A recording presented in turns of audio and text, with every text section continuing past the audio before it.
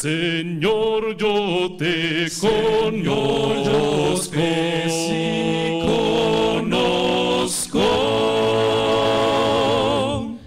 La noche azul se ve, me dice desde lejos, tu Dios se esconde allí.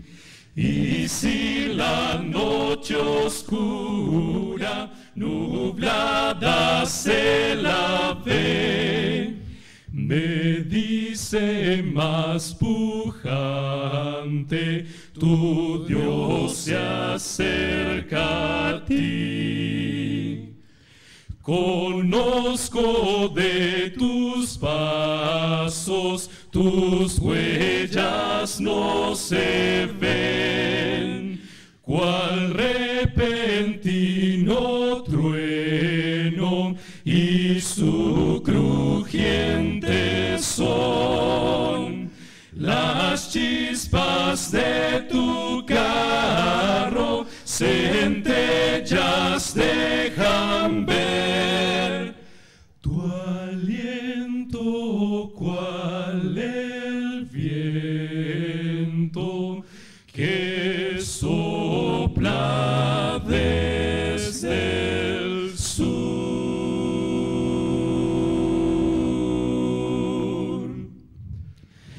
Señor, yo te conozco, mi ser te adorará, mi espíritu de enojos en tu presencia está.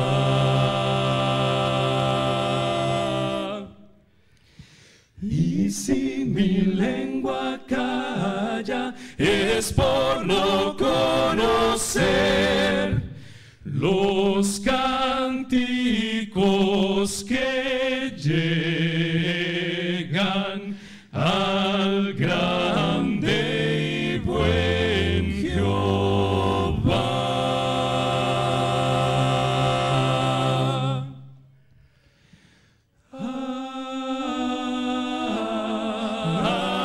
Amén.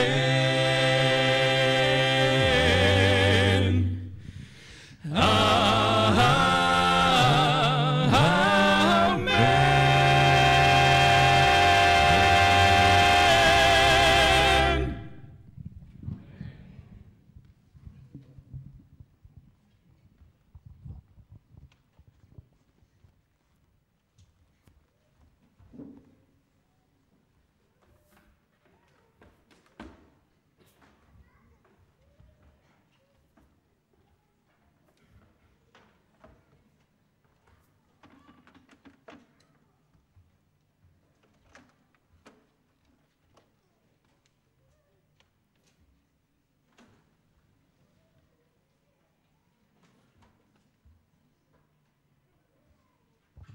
Bueno, quiero invitarlo acá al pastor David Gullón, quien va a dirigirnos con la palabra. Quería compartirles una cita de que está en el libro de Elena de White, Consejos para la Iglesia. Dice: cada uno de los miembros de la congregación que teme a Dios también debe unirse en oración silenciosa con Él, inclinando su cabeza para que Dios honre la reunión con su presencia y dé poder a su verdad proclamada por los labios humanos. Quiero invitarlos a los que puedan en ponernos de rodillas para orar por el pastor, y después el pastor va a finalizar con una oración.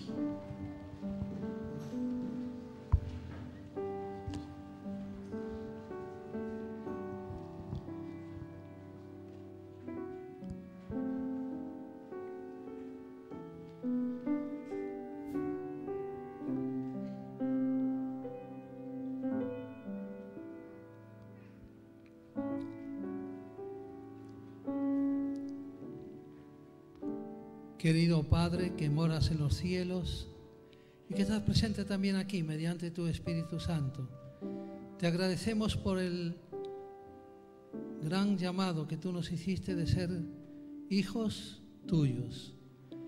Te ruego, Señor, que tú bendigas a cada uno de los jóvenes y los adultos que estamos aquí en esta mañana, para que al abrir tu palabra pueda penetrar en nuestros corazones como la lluvia penetra en los campos.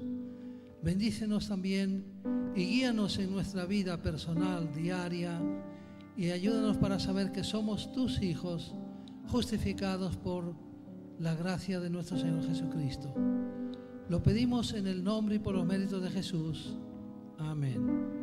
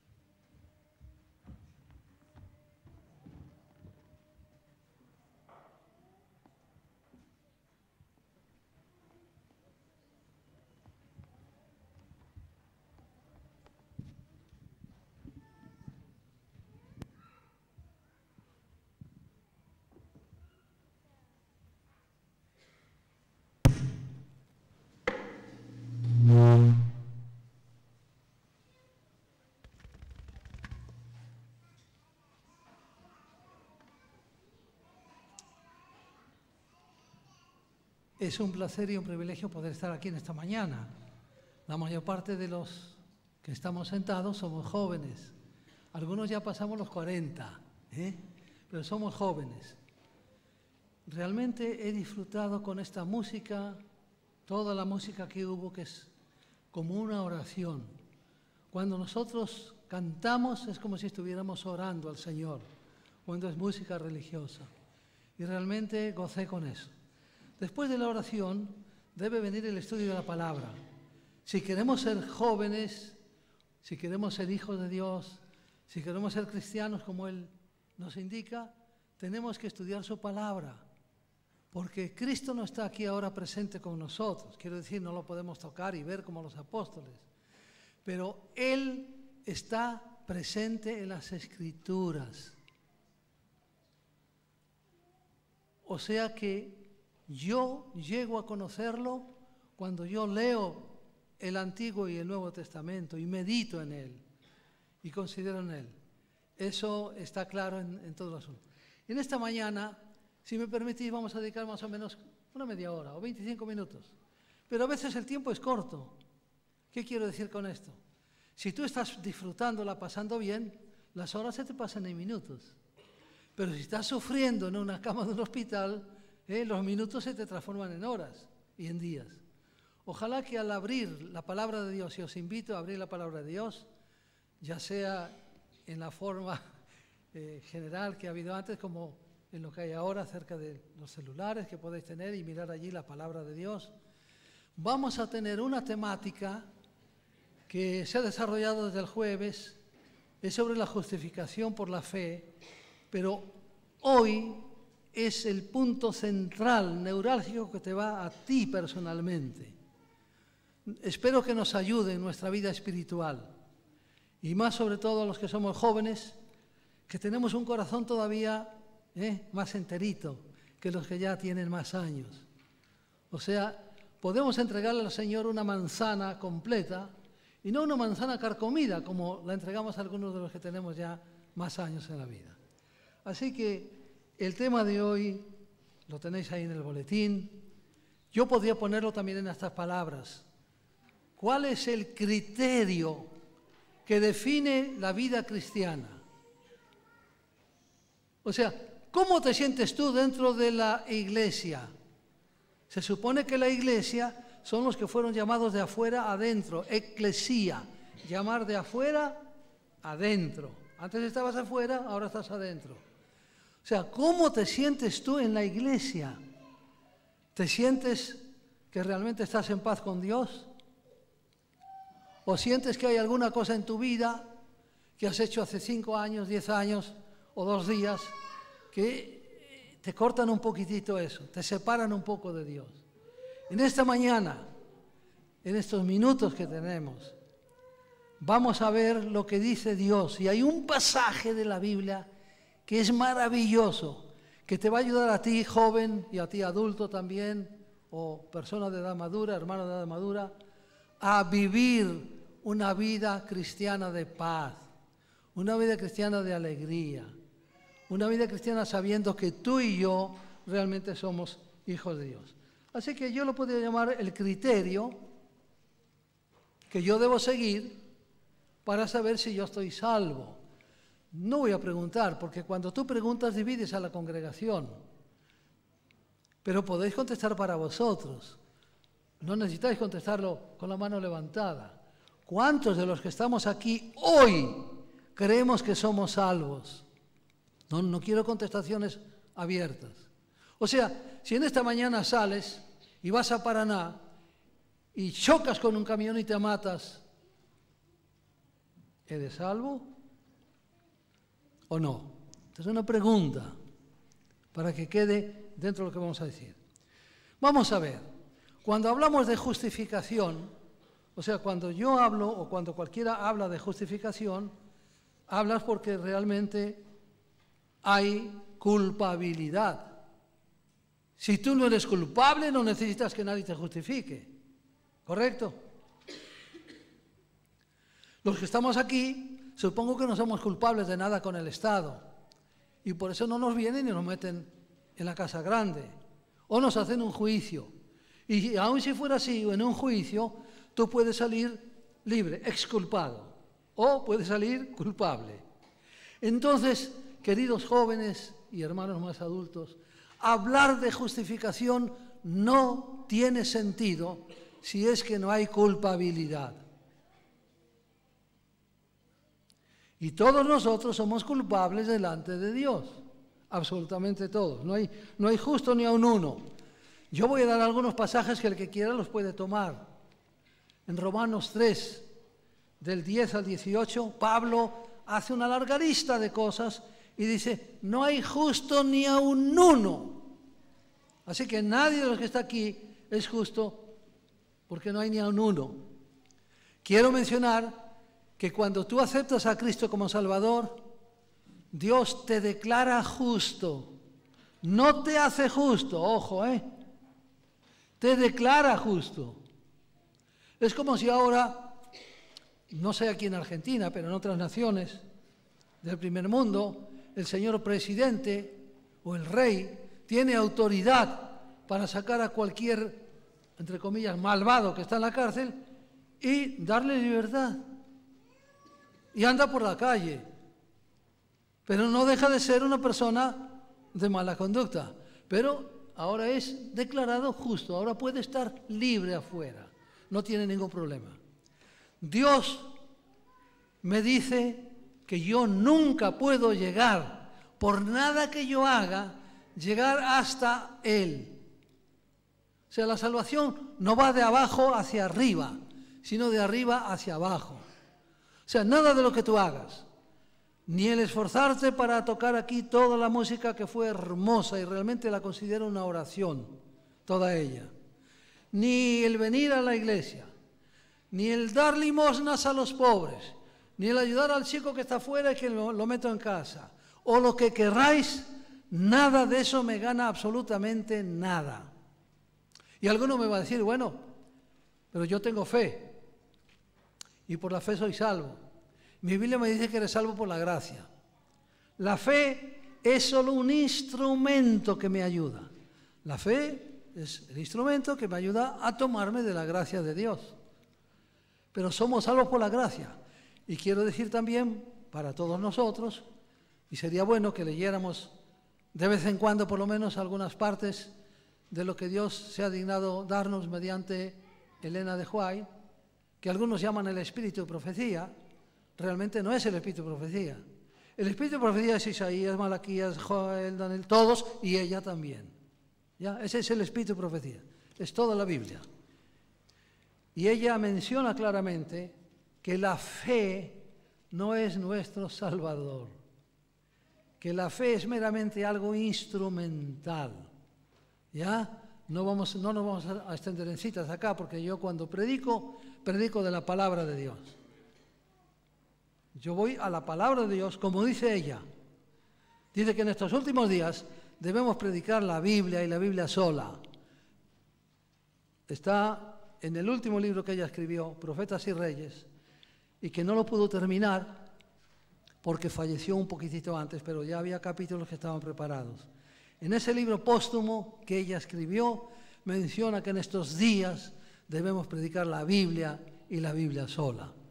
Y si yo voy a la Biblia y tengo la Biblia, es lo correcto. A veces tomamos a los escritos de Ellen White por metro, por kilómetro, y a la Biblia por milímetro. Si tú quieres realmente ser salvo, sentirte salvo, debes ir a la Biblia, que es el libro que ella dice por el cual Dios nos va a juzgar. Muy bien, habiendo dicho esto, vamos a seguir diciendo que no hay necesidad de justificación si no hay culpabilidad. O sea, ¿por qué la necesito? Porque soy culpable. Y todos los pueblos de la tierra, creyentes o no, llevamos a nuestras espaldas la culpabilidad. No sé si hay aquí alguno que no la lleva. Pero mi Biblia me dice que no es verdad. O sea, me dice que todos somos culpables. Por eso todos necesitamos ser justificados de alguna manera. ¿Y cómo se justifica un culpable? ¿Con argumentos? ¿Con algo de aquí, intelectual? ¿Cómo se justifica el culpable? Y todos hemos sido culpables ante Dios. Y generalmente nos defendemos de este asunto y le echamos la culpa al otro. ¿Os acordáis de Adán? En el paraíso. Y nosotros, ¿para qué te voy a contar? Hay un matrimonio que tiene 2 años, 3 años, 5 años de vivir en común, en ser una sola carne. Y por ahí vienen cositas, ¿verdad? O más jóvenes. Y le echan la culpa al otro. Y el otro le echa la culpa al otro. O sea, tratamos de culpabilizar a otros de lo que nos pasa a nosotros o de lo mal que nos hemos portado nosotros. Y eso es general. Desde los días de Adán, eso es general. Se supone que en el que es un hijo de Dios, eso va a ir cambiando de a poco. No hay tal cosa como un cambio así brusco, repentino. Dios lo puede hacer y lo ha hecho en algunos casos, Pero para que haya un cambio en nuestra vida, tiene que ser algo que nosotros tenemos que seguir. Estos chicos que tocaban aquí instrumentos, o los que cantaron, no vinieron por primera vez a tocar, fue la primera vez que agarraron un instrumento. Tuvieron que prepararse y preparar para tocar lo que tocaban. Y nosotros en la vida cristiana, de la misma manera, tenemos que ir creciendo. O sea, cada día que Dios nos da vida aquí, debemos ir creciendo.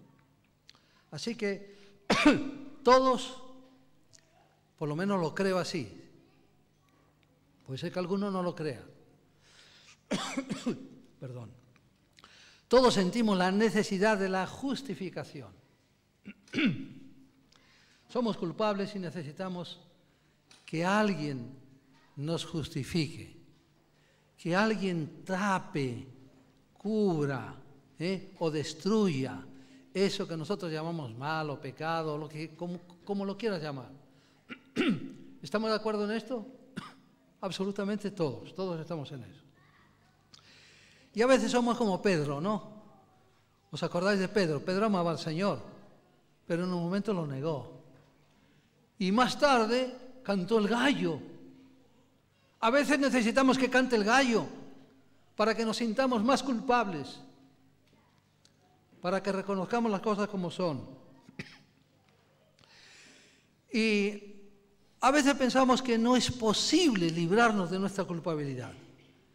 Voy a dar así una pantallita de algo que va a seguir después.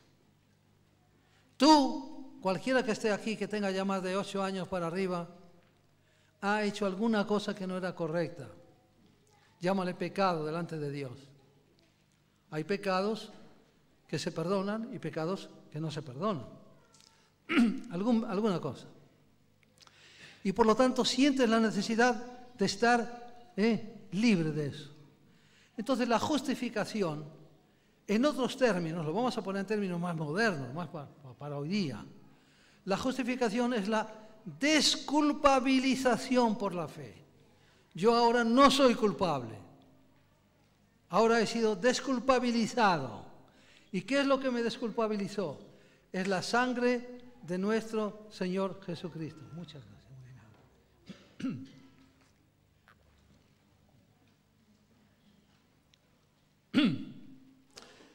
Volviendo aquí digo que a veces pensamos que la sangre de Cristo es la que nos salva.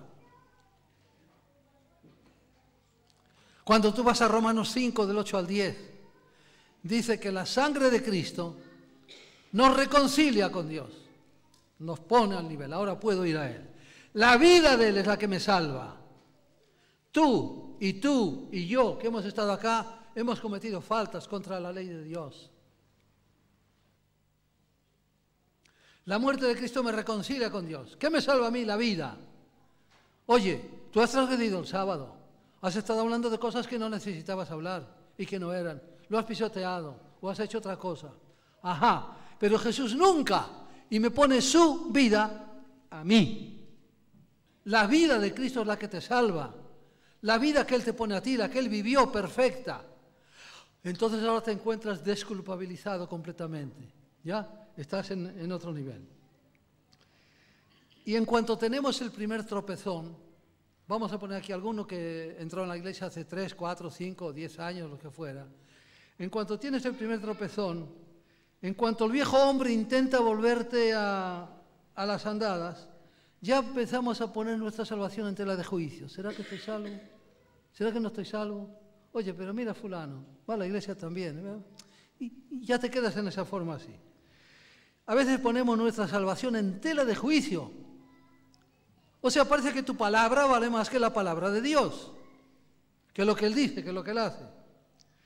Y aquel Padre que nos perdonó tanto, porque el Padre nos perdonó mucho y nos perdona, más que 70 veces 7, aquel Padre se nos antoja a nosotros más bien como un policía implacable. Está el policía esperando ahí en esa curva a ver cuántos van más de la velocidad que dice. ¡Tac! Y le da.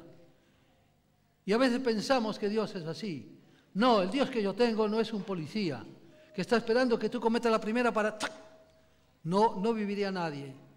Ni viviría vuestro servidor, ni ninguno de vosotros. Porque todos hemos hecho cosas malas después de que nos hemos bautizado. Entonces, Señor, si eres un policía, se te para el corazón ya. Tengo uno más para el infierno, uno más para el infierno. No, Dios quiere salvarnos, no quiere perdernos. Si tú pones esa idea en tu mente, que es una idea netamente bíblica, vas a vivir una vida cristiana mucho más gozosa. No significa que tienes autoridad para hacer lo que te da la gana, hablando así como hablan los españoles. Yo soy español de paso. ¿Ya? Sino que tú vas a hacer lo que Dios te dice, porque como Él te salvó primero, cuando te salvó, Él te dice, ahora tú tienes que amarme. Aquí hay jóvenes que seguramente tienen novias y chicas que tienen novios. Imagínate que uno de ellos, cualquiera de los dos, le dice, oye, mira, mañana te tienes que casar conmigo. Ella dice, no quiero, te tienes que casar porque yo te lo mando. No se puede mandar. El amor no se puede mandar. Para que en un matrimonio haya realmente una vida buena y normal, los dos deben amar, no uno solo, los dos deben amar. Y entonces, nadie te puede mandar, porque el amor es algo que espontáneamente sale de nuestro corazón. Y la Biblia me dice, hermanos, que nosotros, siendo justificados, o si queréis ponerlo en este otro término, exculpabilizados, tenemos paz para con Dios. ¿Ya? Romanos 5, 1 y 2. Yo doy el texto. Justificados, pues, por la fe, dice Pablo, después de hablar de todas las cosas que dice, tenemos paz para con Dios por medio de nuestro Señor Jesucristo. O sea, si tú tienes paz con Dios es por medio de Cristo, porque lo has aceptado, quieres vivir su vida y quieres hacer lo correcto, aunque a veces te desvías. Ocurre, ¿verdad? A veces nos desviamos o hacemos cosas que no son. ¿Sabéis quién era el justo en el Antiguo Testamento? El justo.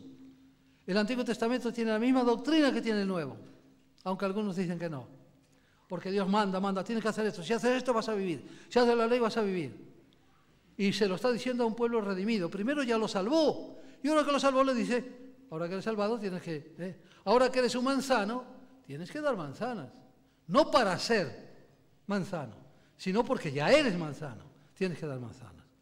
Así que la palabra de Dios nos dice, Romanos 5, 1 y 2, es un pasaje clave también, que justificados por la fe lo que yo pongo, tengo ahora paz para con Dios. ¿Por medio de quién? Por medio de nuestro Señor Jesucristo. Qué hermoso, qué bien.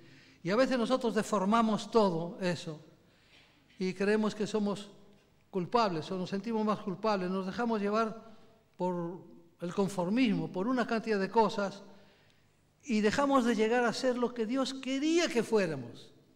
Cuando Dios te sacó a ti del pozo en el cual estabas, porque nos sacó a todos, a mí me sacó también del pozo en el cual estaba.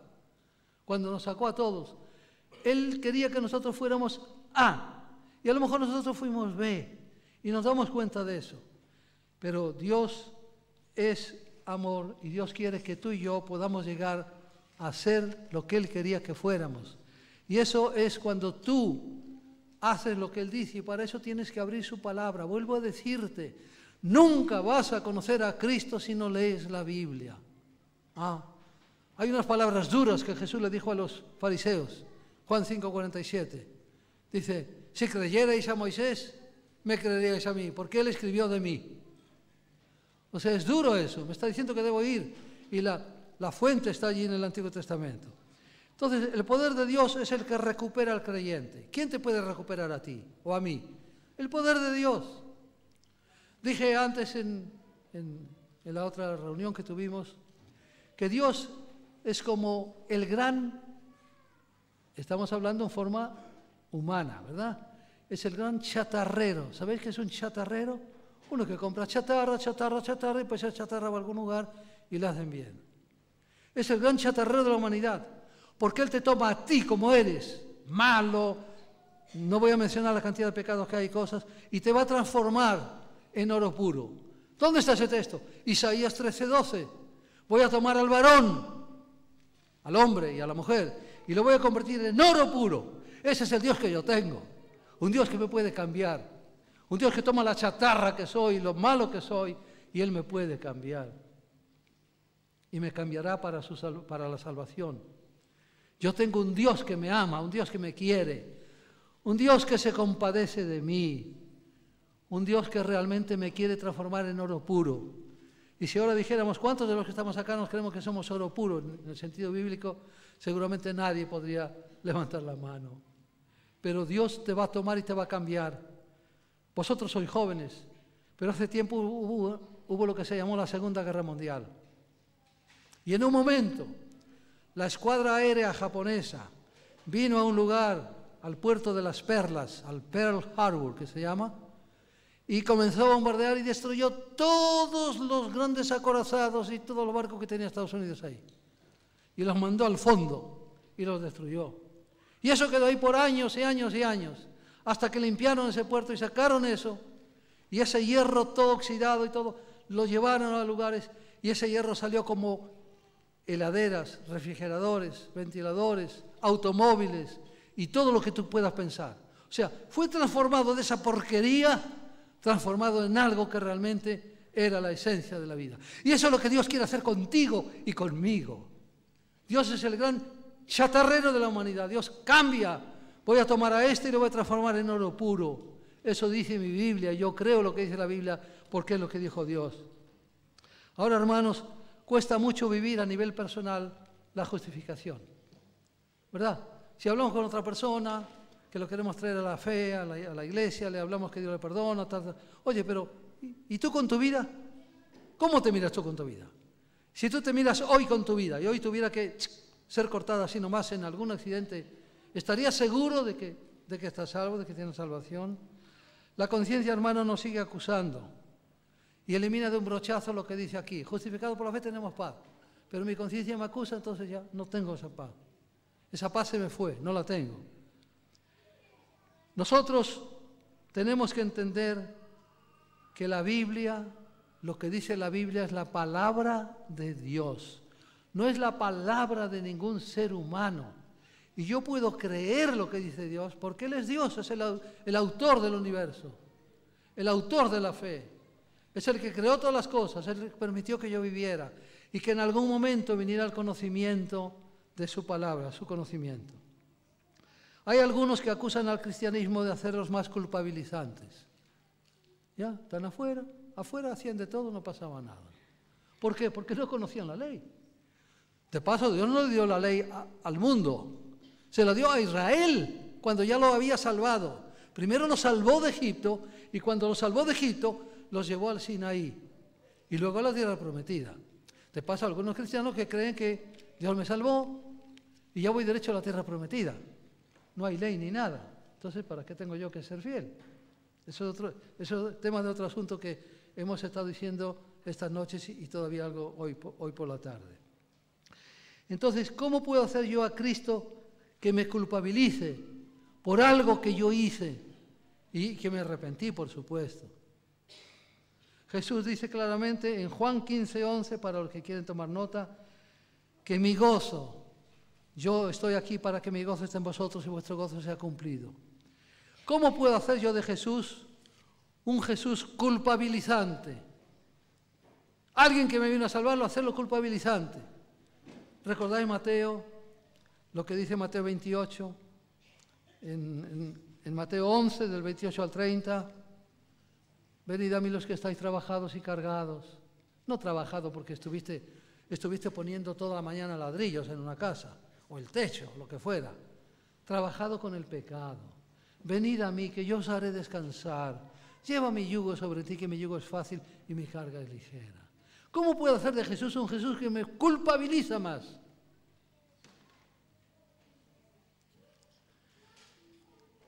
¿Qué tengo que hacer yo? Tengo que pasar del área intelectual, lo que yo pienso y siento aquí, al área existencial, de mi existencia. No puedo manejar todo por la parte intelectual. Entonces llegaría a decir cosas que no están en la Biblia y en contra de la Biblia.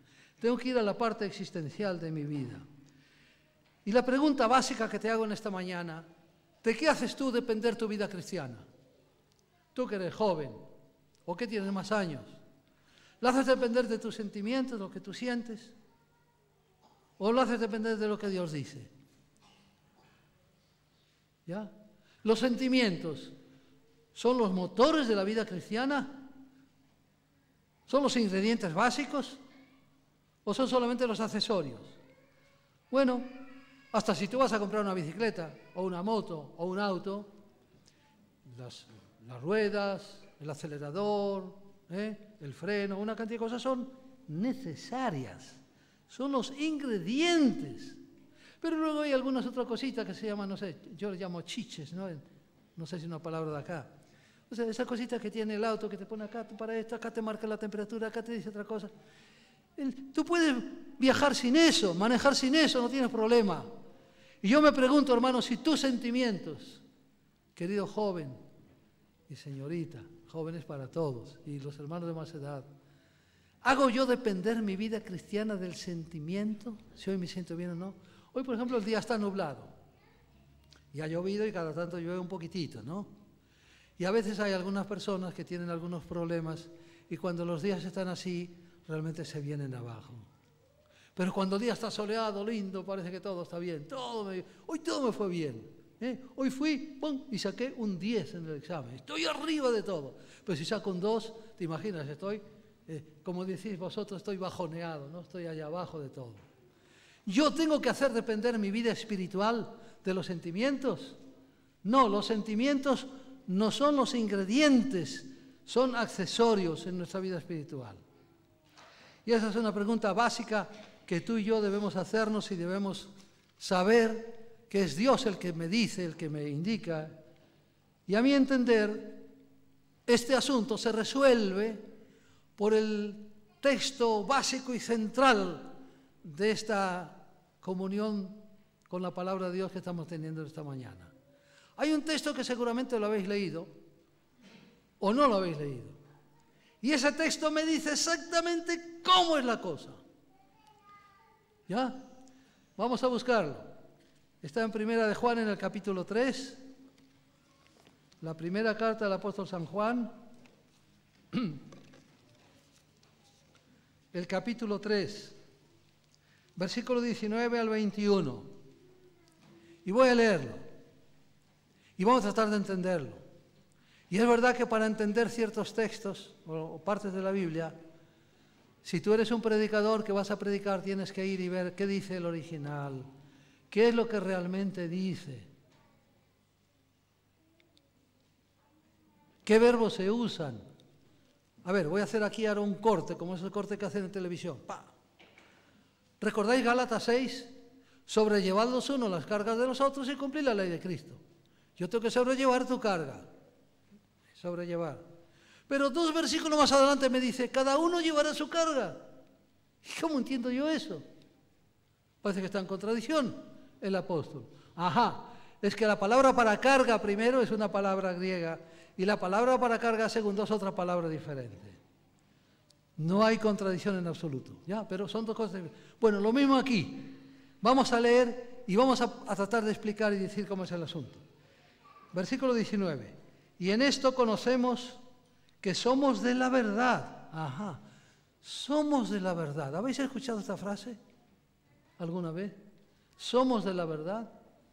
¿Sabéis que el único que la escribe es Juan?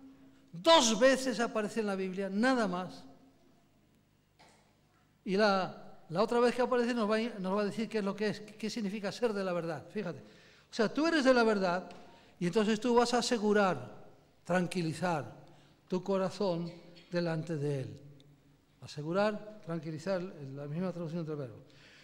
Porque, o pues, si nuestro corazón nos reprende, mayor que nuestro corazón es Dios, se conoce todas las cosas. Ajá. Cuando tú hiciste algo que no estaba bien, tu corazón, otra vez, la palabra corazón se usa mucho en la Biblia para hablar de la conciencia. No es el órgano que tenemos aquí. Si tu corazón te reprende, o sea, te dice, oye Juan, ¿sabes qué? Esto que hiciste no está bien. Oye Marisa, ¿sabes una cosa? No te has portado bien hoy. No has hecho la cosa que tenías que hacer. Y entonces tú te reprendes y tú pides perdón a Dios y te arrepientes. Dice aquí el apóstol, si mi corazón, vamos a ponerlo en personal, si mi corazón me reprende, Dios es mayor que mi corazón y Él sabe todas las cosas. Él conoce todo. Y dice, si mi corazón no me reprende, tenemos confianza en Dios. Ok, ¿qué quiere decir aquí el apóstol Juan con estas palabras, si mi corazón me reprende? Él está usando un verbo que para los que estáis estudiando griego, no quiero hablar de esto, no me entendáis mal, pero voy a poner 2 verbos que son diferentes que él usa aquí. Si mi corazón, confianza tenemos en Dios. Él usa el verbo kataginosko. Kataginosko es conocerse uno a sí mismo. O sea, yo sé que no hice bien la cosa. Yo sé que no estudié bien para el examen. Yo sé que no me porté bien. Yo sé que le contesté mal a mi novia o a mi novio o a mi esposa, a mi esposo, lo que fuera. Sé eso. Si mi corazón me reprende, no me está acusando, no me está destruyendo. Si me reprende, tengo confianza para con Dios. O sea, es realmente algo interno que tú mismo te das cuenta que no has llegado a donde tenías que llegar y entonces estás acá. O sea, es condenación en el sentido propio, no condenación objetiva. ¿Ya? A mí que me reprende que yo no hice lo correcto. Hay un texto muy interesante que podéis ver, que también presenta esto, aunque lo habla en hebreo, es en Ezequiel 16:61. Voy a dar 2 textos para los chicos que quieran tenerlos. Ezequiel 16:61 y Job 42:6. Job dice, me arrepiento ahora, polvo y ceniza. Y usa el mismo verbo en el idioma hebreo. O sea, no es que yo esté condenado, me arrepiento. Me doy cuenta que yo no fui como tenía que ser. Que yo dije cosas que no tenía que decir. Y si leéis el texto de Ezequiel 16:61, es interesante, porque habla de que te vas a avergonzar por las cosas que hiciste. A lo mejor ese texto nos viene bien a todos nosotros, a los jóvenes y a los mayores también. Ezequiel 16:61, es como si fuera casi un capicúa. 16:61. Leedlo, que os va a ayudar. os va a ayudar mucho en vuestra vida cristiana. Cuando él usa este verbo kataginosko, él tiene en cuenta la condenación propia. O sea, eres tú mismo que tú a ti mismo te dices, mira, yo no he sido como tenía que ser. Él no usa el verbo katakrino. Katakrino es condenar. Ajá, cuando Jesús sube a Jerusalén, le dice a los discípulos, yo ahora voy a subir allí y el hombre va a ser entregado en manos de los impíos, de los fariseos, en Mateo 20, 18. Lo van a condenar a muerte. Dice él, el príncipe de este mundo ya fue juzgado. Ahí me habla de un juzgar en forma objetiva. Es como si ahora el juez, en forma objetiva, después de ver todas las cosas, dice, Señor, así. Pero kataginosko es conocerse uno y decirse a un hombre, caramba, sabes, yo tendría que haber hecho esto antes. Yo tendría que haberme esforzado más. O lo que fuera. No importa en el área en que estemos hablando. Pero me está hablando que es una condenación no objetiva de arriba o de un externo, sino es mi propia condenación. Yo mismo me arrepiento que yo no fui de esta manera, o no hice esto. Yo me arrepiento ahora y pido perdón por eso. En 2 de Pedro 2:6, cuando dice que Dios condenó a Sodoma y a Gomorra, ahí está el verbo katakrino, condenadas, una condenación objetiva, destruida completamente.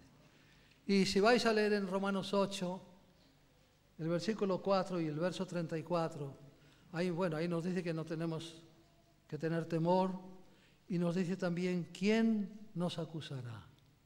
¿Quién nos condenará? Es la condenación de afuera. ¿Quién nos condenará? Nadie, porque Cristo fue el que murió por nosotros. Romanos 8, 34, los versículos que siguen son fantásticos para vuestra vida cristiana. Y para la mía también, por supuesto, pero estamos hablando de esta forma. Así que es claro, hermanos, que él no está hablando de la condenación. ¿Cómo se llama Satanás en Apocalipsis? ¿Es el acusador de quién? El acusador de nuestros hermanos. Esa condenación propia que yo siento, porque no hice bien, no tiene nada que ver con el acusador. Y a veces Satanás nos acusa y nos muestra y nos dice, mira, tú esto y esto y esto y esto y esto, y te lo pone acá, te lo pone bien clarito, ¿no? En letras que puedas leer. No vas a necesitar anteojo para leerlo, te lo pone bien clarito.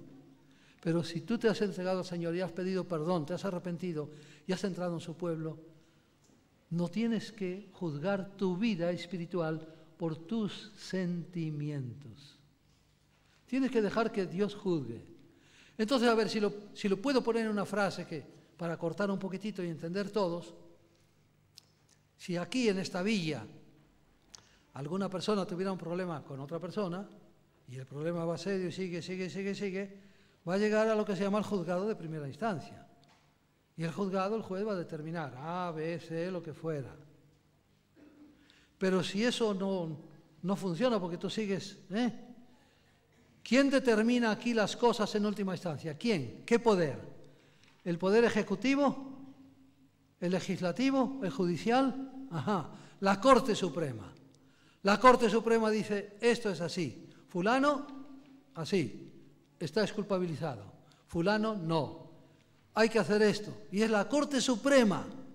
Hermanos, Dios es la Corte Suprema. Tú, lo que tienes acá que lo llama corazón, pero sería la conciencia, es un juez de segundo orden, juez de primera instancia. Además que mi conciencia está contaminada por el pecado. Ojo, quiero decir que aunque nos hemos bautizado en Cristo y nos hemos bautizado, y el Espíritu Santo es el que nos bautizó, según dice mi Biblia en 1 Corintios 12:13, quiero mencionar que nosotros somos pecadores convertidos, o sea, entregados a Él.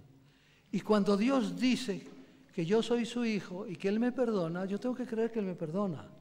Y si tú has hecho algo y Dios te ha perdonado, mira, lo vas a recordar acá toda tu vida. A veces lo recuerdas y a veces se te va y por ahí te viene de vuelta y te está molestando. Y te vuelves a arrodillar, Señor, y otra vez, pasa mañana lo mismo y te vuelve a arrodillar. Si mi corazón me condena, dice aquí, Cristo, Dios es mayor y sabe todo, conoce todas las cosas, conoce todo. Y dice, y esto es los que son de la verdad. Fijaros en el verso 19. En esto conocemos que somos de la verdad. Y vamos a tener firme nuestro corazón con Él. Porque si mi corazón me reprende, mayor que mi corazón es Dios. Y Él conoce, sabe todas las cosas. Vamos a leer, vamos a ir a un pasaje que está en Juan. Es el otro pasaje de Juan. ¿Ya? En San Juan capítulo 18. El versículo 36 al 37 y 38 se me habla de cuando Jesús estuvo ante Pilato. Y Él estuvo ante Pilato, y Pilato lo interroga. Y hay un diálogo entre los dos que es maravilloso para entender este pasaje de Juan acá, de primera de Juan. Dice aquí, verso 37, le dijo entonces Pilato, luego, ¿tú eres rey? Y Él respondió, tú dices que yo soy rey. Yo para esto vine al mundo, para dar testimonio a la verdad. Todo aquel que es de la verdad oye mi voz. Lo mismo que está acá en primera de Juan. Sabemos que somos de la verdad, aun si nuestro corazón nos reprende, porque Dios es mayor que mi corazón. Ser de la verdad es ser de Dios. El texto de Juan 18, 37 me lo dice. Es el otro único texto que aparece en el Nuevo Testamento, en la Biblia, acerca de esto. O sea, soy de la verdad, soy un hijo de Dios. Sé que Él me ha salvado, sé que no soy perfecto, ni mucho menos soy ahora justo. Fui declarado justo, y la Biblia nos habla de justos, el justo y el impío. De paso, el justo en el Antiguo Testamento no era una persona impecable, era una persona que vivía en el santuario, quiero decir, iba al santuario para encontrar el perdón de Dios. Amaba a Dios, guardaba su ley, pero se consideraba pecador. Y te voy a decir algo que tal vez te ayude, me ayude a mí, y es que cuanto más pecador en realidad te sientes por algo que has hecho, es cuanto más cerca estás de Dios. Cuando la luz del sol es potente y es clara, la sombra es más fuerte. Cuando la luz del sol es así, media nubladita, casi no hay sombra. Cuanto tú más te acercas a Dios, que Él es la santidad, más pecador te sientes. Y cuanto más lejos estás de Él, menos pecador te sientes. Entonces volvamos otra vez. Aquí me está diciendo claramente el Señor que Él es la corte suprema. Y Dios es mayor que mi corazón, es mayor que todas las cosas. ¿Os acordáis de un incidente del apóstol Pedro? Aquel apóstol que era tan defensor de Jesús. Y lo quiso defender en la última parte de la vida de Jesús. Y sacó la espada y quería cortar la cabeza, ¿no? Pero cortó una oreja y Jesús sanó la oreja y le dijo, guarda eso, que eso no vale para nada. Y os acordáis que Pedro negó al Señor. Y cuando volvió, cantó el gallo y se acordó de lo que le dijo el Señor. Y lloró amargamente, porque tenemos que llorar amargamente por nuestros pecados, nuestras faltas, porque hemos crucificado a Jesús. Y Jesús ahora se le aparece allí en Juan 21. Se le aparece porque después de que Cristo murió, algunos discípulos no creían y otros se fueron a pescar. Volvieron a lo de atrás, a pescar. Y Pedro fue con ellos a pescar también. Y estando allí pescando, Pedro, ¿qué pasó? Es Juan 21, la última parte. Pasó lo siguiente, que Jesús se le acerca y le dice, Pedro, ¿me amas? ¿Me amas? Sí, Señor, tú sabes que te amo. Oye, ¿me amas más que estos? Tú sabes que te amo. Y volvió una tercera vez a decirle, y Pedro se entristeció. Se entristeció. Y él dijo, Señor, tú sabes todas las cosas, tú sabes que te amo. Aunque yo he hecho eso, yo te amo. Jesús hablaba con un verbo que se llama agapao, es el amor de Dios, el amor que ama por encima de todo. Y Pedro lo contestaba con un verbo fileo, el amor filial, el amor de padre, de hermano, le contestaba. Y 3 veces Jesús usa agapao, al final dice fileo, se pone al nivel de Pedro. Y Pedro dice, Señor, tú sabes todas las cosas. Si hay alguien que te conoce a ti mejor que tú, es Dios. Dios nos conoce a nosotros mejor que nosotros mismos, hermanos. Y en este pasaje de Juan no hay nada que indique que Él quiere aterrorizar a los que sí se sienten culpables. Léelo el pasaje, léelo, si quieres vas al original o donde quieras, no está hablando allí de terror. La finalidad del pasaje es sin duda dar seguridad. Seguridad. Oye, si tú sientes, recuerda que Dios es mayor que tu conciencia. Dios es mayor que tu corazón. Dios conoce todas las cosas. Dios sabe que tú le amas. Dios sabe que todo lo que haces, algunas cosas malas que haces, no vienen de tu maldad, porque no es maldad. Es algo que tienes ya engrafted, tienes adentro. Está adentro que no lo puedes sacar. Reitero que el propósito de Dios es salvarnos, no es perdernos. Es hacernos más perfectos en el amor. Juan era impulsivo, ¿os acordáis? ¿Cómo lo llamaban a Juan? El hijo del trueno. No sé si aquí algunos de vosotros se llaman el hijo del trueno. A lo mejor me llaman a mí, que soy un poco rápido así para algunas cosas, ¿viste? Imagínate lo que significa el hijo del trueno.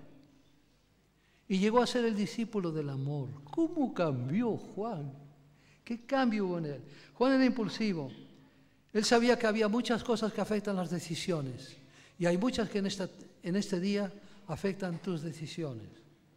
Yo anoté aquí que el tiempo afecta nuestras decisiones. Si hay un tiempo soleado, nublado, a veces ciertas cosas se afectan. Las hormonas, sobre todo a los más jóvenes. Las hormonas afectan a veces nuestras decisiones y nos traicionan. Los altibajos de la vida. Para algunos, el saber si van a tener trabajo o no, la inflación va a subir, ¿qué voy a hacer yo? ¿Cómo voy a vivir? ¿Cómo le voy a dar de comer a mis hijos chicos? El trabajo. Y en buena parte de la juventud y a la gente adulta también, el fútbol. A veces afecta nuestras decisiones también. Es algo que está. Los cambios fisiológicos que tenemos en nuestro cuerpo, los cambios psicológicos que tenemos también en nuestro cuerpo, que a veces traen los años, las enfermedades. Si tú estás sano y de repente un familiar tuyo, muy querido, muy cercano, tiene un problema al corazón, eso también afecta tu decisión. Yo tengo ahora una hermana misma que hace unos 8 días la operaron del corazón, le cambiaron la válvula mitral en España. Y estamos orando por ella y ella se está recuperando de a poquito. Y eso afecta también las decisiones de uno, en lo que hace, en lo que vive, en una cantidad de cosas. Y también la muerte de un ser querido. Si tú tienes un ser querido que ha pasado el descanso, seguramente eso afecta a tus decisiones. Todo eso lo sabía Juan, lo conocía. Y eso lo sabe Dios y lo conoce Dios. Dios conoce por qué a veces tú haces ciertas cosas y no haces ciertas otras cosas que tendrías que hacer. Él te conoce a ti mejor que tú mismo, ¿no es verdad? Dios trasciende mi conciencia, hermanos. El omnisciente Dios es mayor que mi conciencia acusadora. Y vuelvo a decir, Dios, tengo confianza en Él. Como dice 1 Juan 3, 19 y 20. O sea, Él me conoce mejor que yo mismo. Él sabe que muchas cosas que tú haces no vienen de tu maldad. Has sido niño y has tenido problemas en tu niñez. Hay algunos que hemos tenido, padres buenos, que nos han ayudado. Pero hay otros que han tenido padres, quién sabe cómo.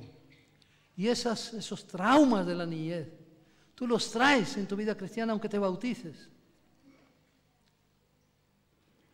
Y ha habido problemas, a lo mejor luchas en la adolescencia, cuando llegas a los 13, 14, 15, 16, empiezas a luchar.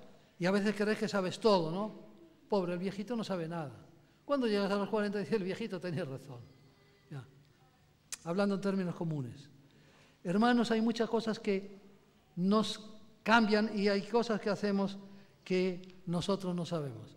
Y a Juan lo tranquiliza al saber que Dios conoce todo absolutamente, conoce mi ser, y esa es su ventaja. Por eso el análisis que Dios hace es mejor que mi análisis. Y yo os insto en esta mañana a que dejéis el análisis de vuestra vida en las manos de Dios. Que Dios os muestre, y eso lo buscas tú leyendo su Biblia y meditando y también orando, pidiéndole a Dios que Dios mire a ver si en ti hay alguna cosa que no es correcta y que Dios cambie. Pero si yo soy un hijo de Dios, la Biblia me dice que soy de la verdad.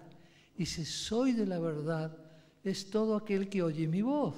Y lo dice el mismo apóstol Juan, son las 2 únicas veces que aparece en la Biblia, en el Nuevo Testamento. No aparece de otra manera.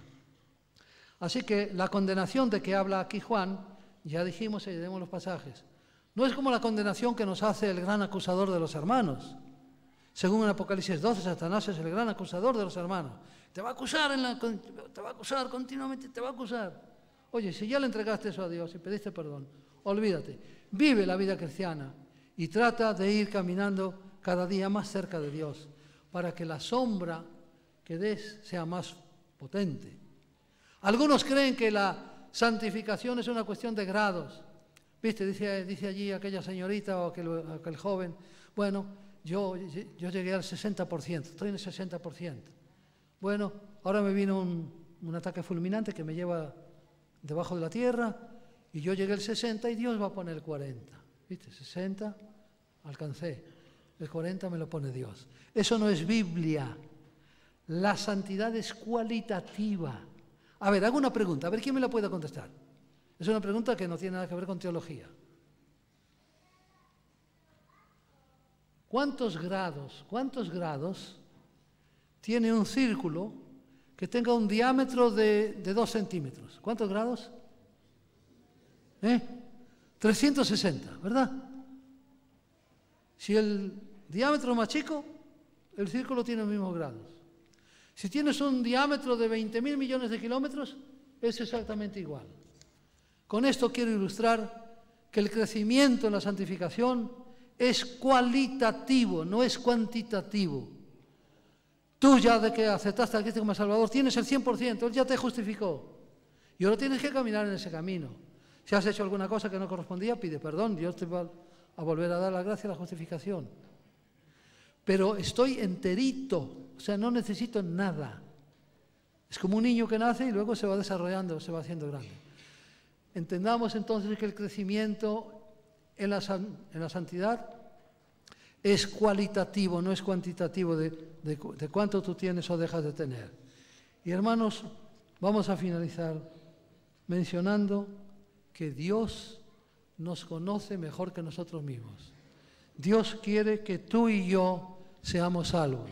Él no nos quiere mandar, digo así, mandar al lugar donde van a ser destruidos los pecadores. Él te quiere salvar. Y si tú has conocido a Cristo como Salvador, ya estás en el camino, no vuelvas atrás. Sigue haciendo lo que Dios dice. Y cuando dice que yo tengo confianza en Dios, me está diciendo, oye Juan, no te fíes de tus sentimientos. Los sentimientos no son el marcador para la fe. No te fíes, confía en Dios. Y termino con estas palabras, que debemos acercarnos al futuro no en temor de juicio, sino en completa confianza y sinceridad hacia Dios. Cuando dice confianza tenemos con Dios, usa la palabra parresía, que es de la misma palabra que viene parusía, la segunda venida. Yo tengo que tener confianza en Dios. Es interesante cuando tú vas y ves los verbos claros que hay. Y termino con estas palabritas. Y digo que nadie es bueno, ni los hermanos mayores. El hermano mayor que estaba en la casa de su padre, cuando vino el pródigo, él era bueno porque él hacía todo lo que el padre decía. Ni los hermanos mayores, ni los jornaleros de mayor antigüedad, ni la mejor de las 99 ovejas. Todos estamos aquí porque un día vino a rescatarlos, vino a buscarlos. Y espera que tú y yo nos amemos como familia, que realmente seamos la familia de Dios, que trabajemos más y mejor, y por qué no, que nos cambie el pelaje para que demos mejor lana. Eso es lo que Dios quiere de ti y de mí. Que el Señor te bendiga en esta mañana y que su palabra pueda fructificar en tu corazón. Volvé después en casa a leer y a mirar los pasajes y ver lo que Dios hace por ti y por mí. Ten confianza en Dios, porque Él conoce todas las cosas, Él sabe y Él te va a ayudar en todo. Ha sido un privilegio estar con vosotros en esta mañana. Aunque ya tengo mis años, a veces me he visto excluido de estas cosas. Y me gustaría, hay temas fundamentales para la juventud, 2 o 3 o 4, que son fundamentales, que nunca los he escuchado.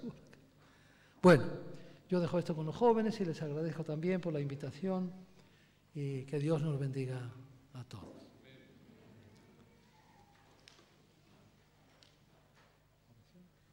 Muy bien. No sabía la... Nos ponemos en pie y vamos a tener una oración, por favor. Nuestro querido Padre que moras en los cielos, te agradecemos a ti porque tú eres un Dios de amor, porque tú nos conoces, porque tú nos has llamado de las tinieblas a la luz. Te agradecemos, Señor, porque tú también conoces todo nuestro ser. Y sabes que a veces algunas cosas que hacemos no vienen de nuestra maldad o nuestro deseo. Vienen de cosas que a veces hemos heredado, Señor. Y cada uno que está aquí sabe qué problemas ha tenido cuando era niño o cuando era adolescente. Te ruego, Señor, que tú le des la fortaleza de saber que tú eres la Corte Suprema. Tú determinas que nosotros no tenemos que guiarnos por nuestros sentimientos. Bendice a esta hermosa juventud y ayúdala, Señor, para que también de alguna manera puedan esforzarse en el camino de dar y de instruir a otros en el camino de la salvación. Te lo pido todo en el nombre de Jesús. Amén. Amén. Muchísimas gracias.